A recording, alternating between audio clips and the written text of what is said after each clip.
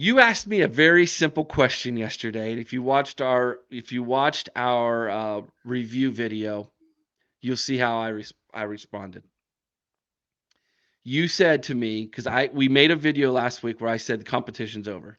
With Devin Brown's finger injury and Kyle McCord in the driver's seat for the foreseeable future, there was no way, given the fact I thought he had the lead to begin with, that he was going to relinquish that. No way. After watching what I saw yesterday, I think the competition's back on. And here's why. I'm not confident that we're going to have a quarterback, whether it be Kyle McCord or Devin Brown, make it through this season healthy with the way the offensive line is playing. Yeah. So at this point, you better have three quarterbacks ready because it's and here's the thing that Devin Brown brings to the table that Kyle McCord showed he's got a little bit of, but he's nowhere near what he needs to be, and that is fleet of feet. Can the boy Yeah. run? Devin Brown is an athlete. He can run. And given what we saw on the offensive line, having a quarterback who can run is going to be essential if we do not improve our offensive line. Now, that's saying, again, don't mishear what I'm saying.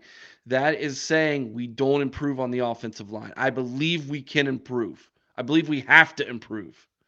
The coaching staff knows we've got to improve. That is the glaring weakness on this team. We have way too much talent at the wide receiver position not to get our pass blocking squared up.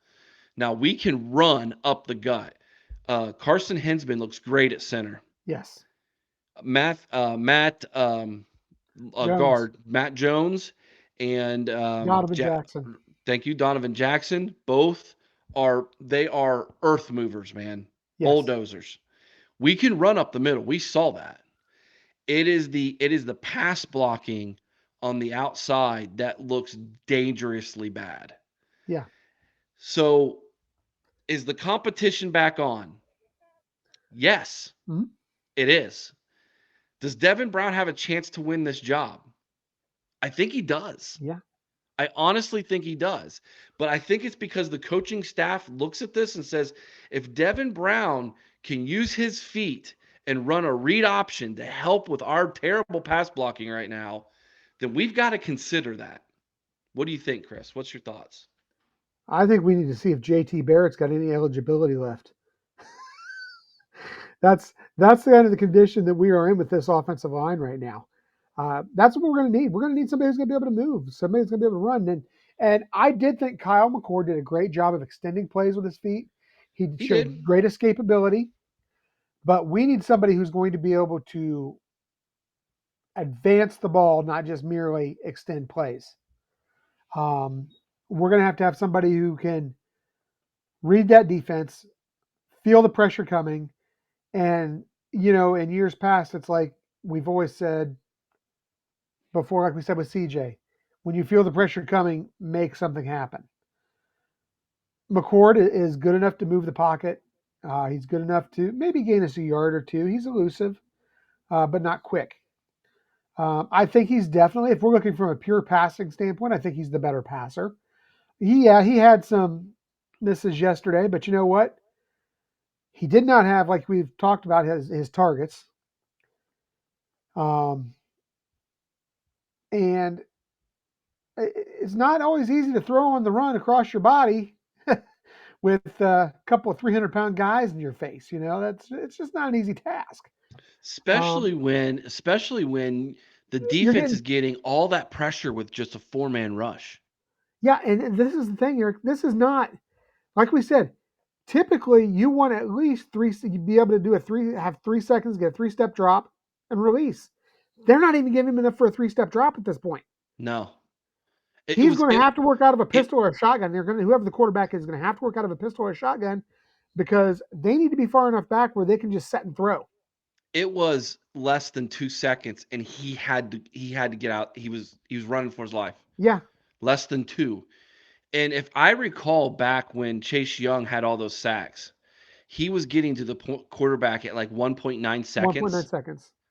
And yesterday, that's how fast JT and Jackson and Sawyer they were all getting there in less than 2 seconds. My point, Chris, was that the time in which Yeah, they were getting there, and that was on a 4-man rush. Heaven forbid you started blitzing. I'd love to see it.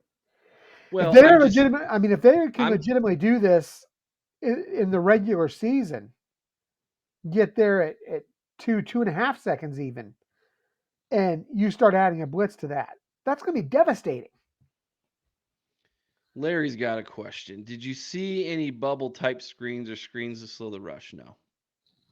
They did not, but there wasn't a rush. There was only a 4-man rush. Right. You do that to stop blitzing, to keep them from Yeah, to keep blitzing. linebackers and safeties from coming Uh, up on you. it would have done nothing because the linebackers would have just read it all day long, and you wouldn't have done anything. So this was just the offensive line straight up getting beat by the defensive line every play, is what this was.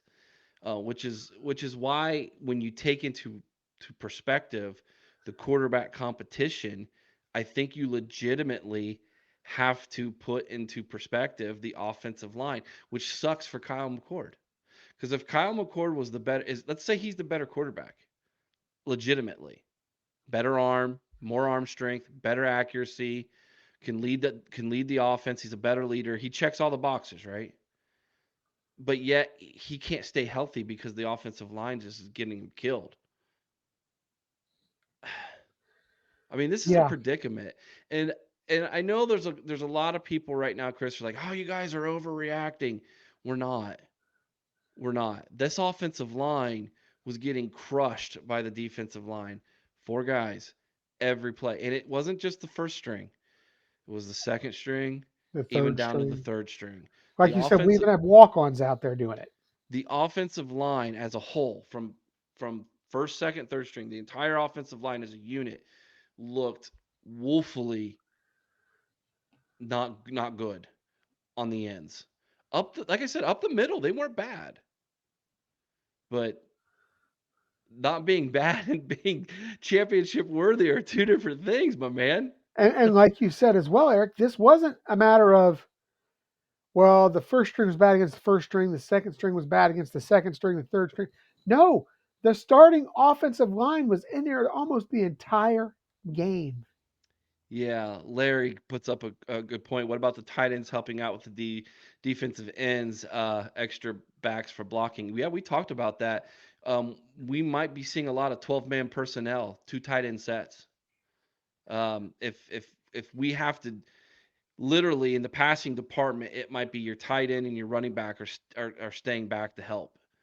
But that takes away from that explosiveness that this offense has when it goes four wide. Yeah. And usually it's three receivers and a tight end, and the tight end creates that mismatch that allows one of the receivers to come across the middle in one-on-one coverage that you can hit over the middle. And they go. And by the way, they put Marvin Harrison in the slot yesterday a couple times. Yeah, and we'd seen that in practice earlier this year, Eric. Yeah. They're So gonna have to find a way to get the ball out quickly to dynamic playmakers. bingo. That might be one of the answers to this. Is hey, Marvin Harrison Jr. is our best player. We have to get him the ball. We we know in order to get him the ball, we have to get rid of the ball in 1.5 seconds. So that's a slant. That's a over the middle slant. Put him in the slot, baby. Um, there's going to be a lot of pop passes, I think, in this offense. You could see some jet sweeps to try to open things up that way. There's different things you can do in an offense to try to negate what we saw yesterday, but none of it really is something that I think Ryan Day wants to do based off of what we've seen him do as a play caller for so many years now. He loves the short, intermediate, and deep routes all in the same call. Yeah. And that's not something I think this offense can do given its offensive line. You might as well wipe out the deep route. I mean, No, you got no. no time. Unless we get some improvement from the tackles, um, I mean, this team's going to need to be a run heavy team. And it's great we got guys that can have the speed to spring out there. But you know what, Eric?